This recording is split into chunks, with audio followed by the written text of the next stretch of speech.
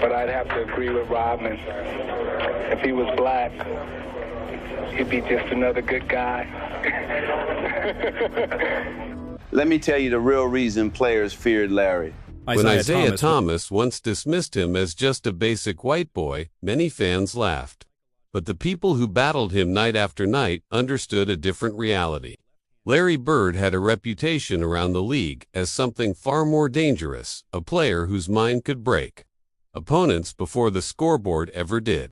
His confidence bordered on unsettling, and his calm demeanor hid a ruthless competitor who seemed to enjoy dismantling teams in the most humiliating ways possible, sometimes even shooting left-handed simply to entertain himself. For Magic Johnson, Bird wasn't just another rival. In the early 1980s, Magic reportedly began each day in a way that now sounds almost obsessive. Before breakfast, before practice, even before coffee, he would grab the morning newspaper to study Bird's stat line from the previous night. It wasn't casual curiosity. Magic treated it like intelligence gathering, carefully analyzing what his rival had done as if preparing for a strategic battle rather than a basketball game. Their intense rivalry actually began before either man entered the NBA. The stage was the 1979 NCAA Division I Men's Basketball Championship, where Michigan State faced Indiana State in a matchup that would become legendary. More than 35 million viewers tuned in, making it the most-watched college basketball game in history. It was more than a championship game. It felt like a cultural clash. Bird, the quiet star from the small town of French Lick, Indiana, had dragged Indiana State into the spotlight. Magic, charismatic and confident, represented the flash and energy of Michigan State. The contrast between them captivated the entire country. When the final buzzer sounded, Magic and Michigan State walked away with a 75-64 victory. Magic delivered an impressive performance with 24 points, 7 rebounds, and 5 assists. Yet those who watched closely noticed something fascinating about Bird. Even in defeat, he appeared unfazed, almost detached from the outcome. Observers later said he looked as though he was already calculating the next chapter, mentally several steps ahead of everyone else on the court. That quiet intensity left a lasting impression on Magic. Bird had already dominated the college season, averaging nearly 29 points and 15 rebounds while carrying Indiana State further than anyone expected. And despite winning the title, Magic later admitted that Bird was the one opponent who genuinely made him uneasy before tip-off. For a player who would soon become one of the most confident superstars in sports history, that admission says everything. When both players entered the NBA months later, the league itself was struggling. Television ratings were weak, and some finals games even aired on tape delay. The NBA desperately needed star power, and what it got instead was something even bigger, a rivalry that would redefine professional basketball.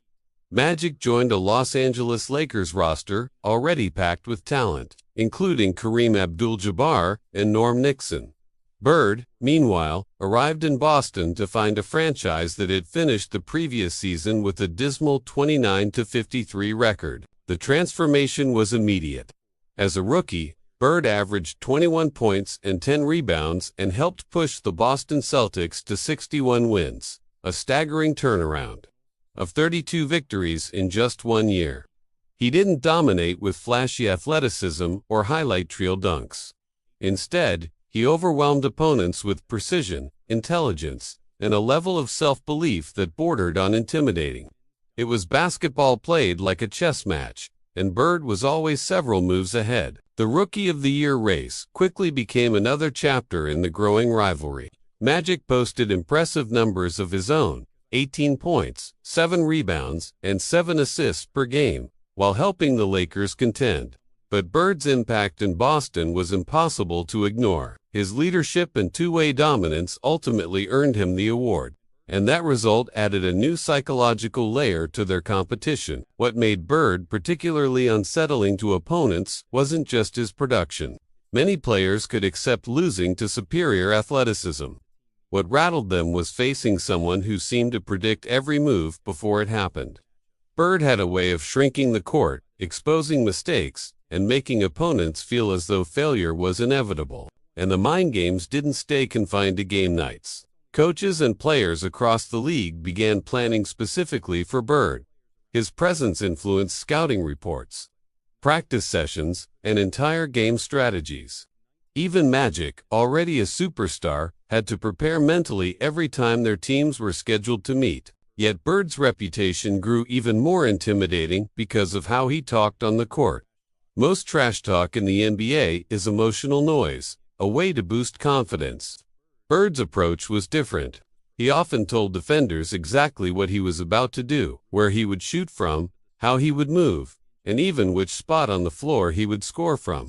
Then he would go out and do exactly that. For many players, that was the real humiliation. When someone openly reveals the plan and you still can't stop it, the defeat feels personal. And for the rest of the NBA, that realization marked the moment when the league began to understand something unsettling. Larry Bird wasn't just another superstar. He was a psychological force who could dismantle opponents long before the final whistle.